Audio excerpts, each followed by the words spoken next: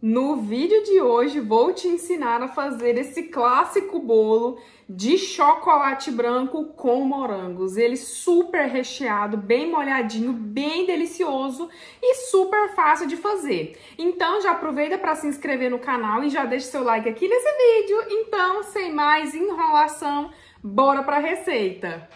Para fazer a massa desse bolo, eu vou usar a minha massa no sabor de leite ninho. Eu começo com os ovos, o açúcar e a margarina mexendo muito bem com o meu fouet. Acrescento o leite em pó para ficar bem gostoso, ter aquele sabor bem marcante de leite ninho, fica uma delícia. E agora eu venho com a minha farinha de trigo peneirada. Agora a gente vai mexer muito bem, com bastante delicadeza. Se você quiser, pode fazer essa massa na batedeira ou no liquidificador, mas eu não vejo necessidade. Por fim, é só colocar uma colherzinha de fermento, misturar uma última vez e agora a massa já tá pronta. Transfira para uma forma, eu tô usando a de 15 por 10. Essa massa é ideal para esse tipo de forma, fica do tamanho certinho. E leva para assar em forno pré-aquecido a 200 graus até assar 100% ou até uns 40 minutinhos. E agora pro recheio, eu vou fazer um recheio de chocolate branco com leite ninho. Para ficar bem gostoso e bem apetitoso com aquele sabor marcante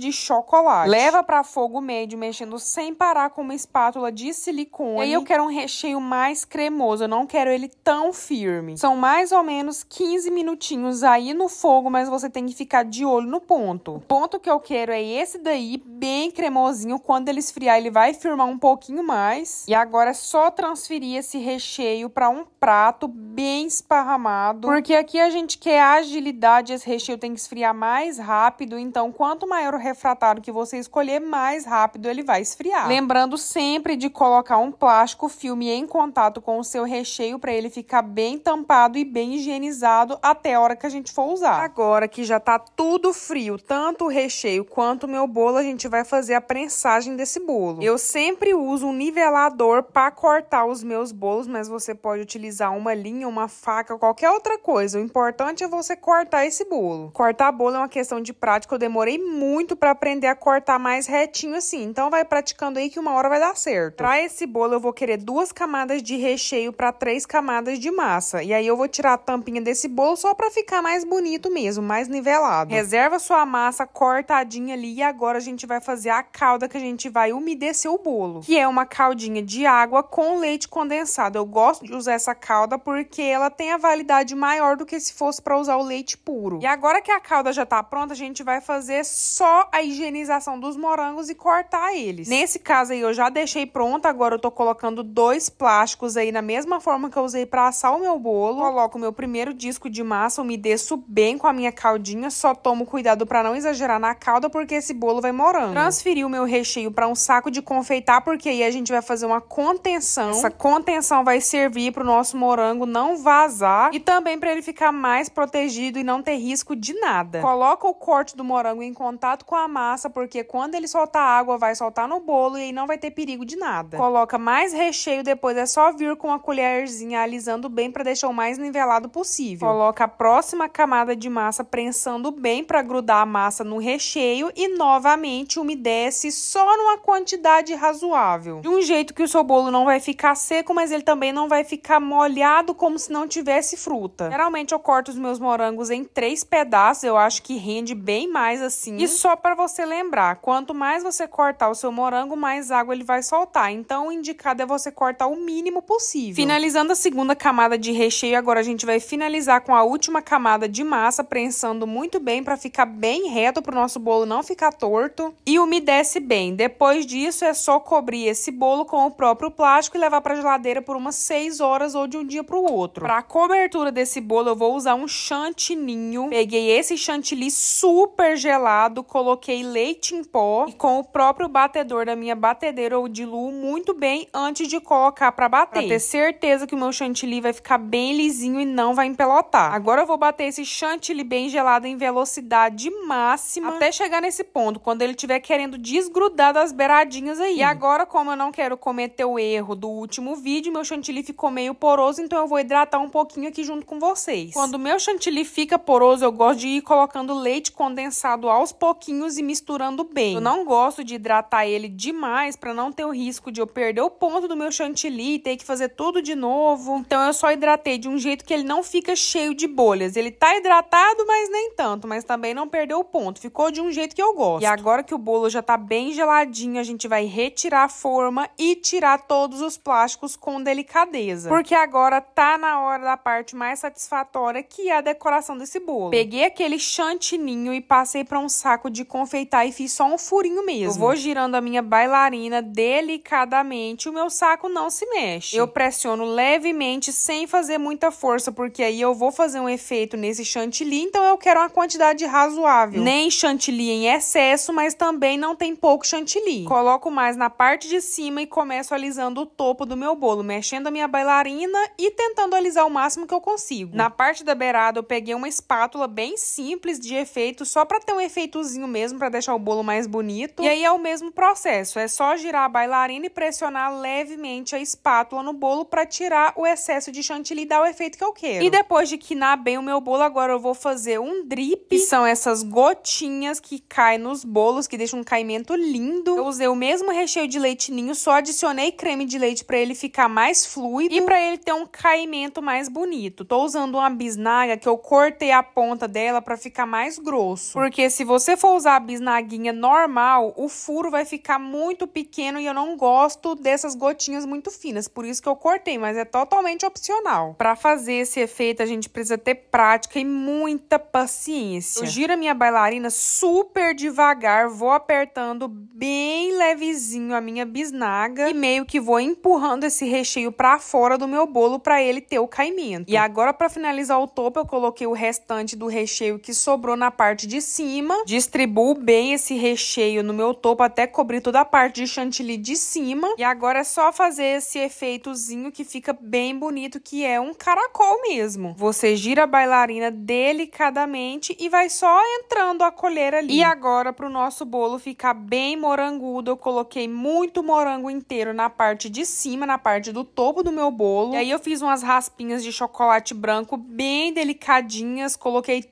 todo aí na parte de cima do meu bolo. Eu achei que deu um detalhe muito bonito, porque pra mim, quanto mais chocolate branco, melhor. Esse bolo ficou uma delícia. Esse chocolate branco dá toda uma diferença nas texturas desse bolo. Como sobrou chantilly, eu quis fazer um charme na parte de baixo, usando o bico 1M da Wilton. E vim fazendo essas ondinhas puxadinhas, que eu já mostrei várias vezes pra vocês aqui no canal. Eu gosto muito desse efeito, porque é muito fácil. E dá outra cara pro bolo, além de dar um acabamento bem bonito, parece bolo de vitrine mesmo. E como se já não bastasse, coloquei mais chocolate branco em cima dessas ondinhas e esse é o resultado final desse bolo. E ele ficou ainda mais bonito do que eu esperava. Esse efeito das gotinhas caindo fica lindo demais, dá uma delicadeza. E pra matar a curiosidade de vocês, eu vou cortar um pedaço desse bolo. E eu quero dizer pra vocês que bolo de aniversário não é nenhum bicho de 7 cabeças, um bolo simples, bonito e gostoso assim você faz na sua casa com ingredientes que você tem na sua casa mesmo, super fácil. Como deu pra perceber, todo mundo esperou uma fatia de bolo bem bonita de primeira e não deu certo, né? O negócio ficou faltando um pedaço. Mas agora foco nessa super fatia, que linda que ficou. O recheio impecável, os morangos ali bem bonitos, chocolate branco pra combinar, esse chantilly delicioso. Esse bolo prometeu tudo e entregou mais ainda. Só tem vantagens em fazer um bolo desse tão gostoso que é impossível comer só um pedaço. Já peguei o meu pedaço de bolo tudo esbagaçado aqui pra mostrar pra vocês o tanto que ele tá delicioso. E eu gosto de bolo assim, bem molhadinho, bem recheado, bem caprichado, com muita ignorância.